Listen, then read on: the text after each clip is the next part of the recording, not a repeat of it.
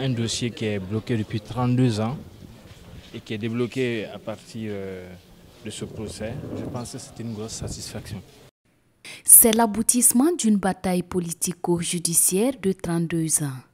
Après 22 années d'instruction, le dossier d'Abou Boukari écrit son épilogue avec la condamnation de 3 acteurs reconnus coupables de complicité d'arrestation illégale et de séquestration aggravée. Pour nous, la justice, déjà, c'était que ce procès se tienne un jour. Parce que quand il est arrivé que quelqu'un a été assassiné en ayant été porté disparu et que l'État ait mis des années pour reconnaître même qu'il était mort, parce que rappelez-vous que pendant des années, on a prétendu que Abou Boukari était porté disparu, qu'il s'était évadé, qu'il avait été arrêté une fois, libéré, sans qu'on ose dire qu'en fait il avait été tué et que le chef de l'État, Salif Diallo et Gilbert Diendéré avaient décidé de déporter son corps à Pau, à 10 km de leur base, et de l'enterrer comme excusez-moi l'expression, un chien, à peine à quelques centimètres du sol.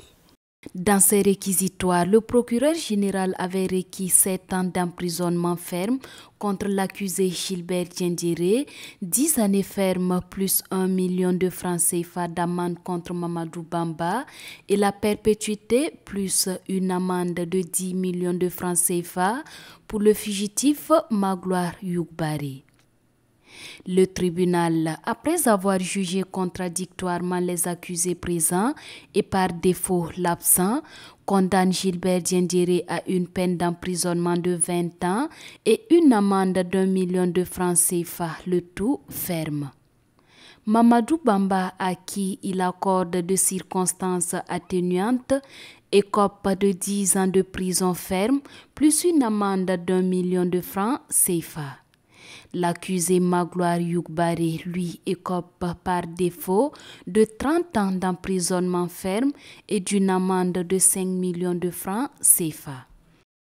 Je me dis que quand on se dit avocat de la défense, qu'on se constitue, c'est pour apporter toute l'aide possible aux clients afin qu'une justice soit dite en tenant compte de tous les paramètres. Mais en réalité, en ce qui concerne Gilbert Diendéré, même une année, je dis bien même une année, au regard des éléments de défense qui ont été apportés, comprenez que nous ayons besoin de débriefer en équipe et d'entrevoir la suite. C'est ce que je peux dire pour le moment. C'est un verdict qui sonne comme un soulagement pour certains co-détenus de Boukari Dabo qui l'ont vu rendre l'âme. Il faut qu'on puisse donner une leçon à l'État.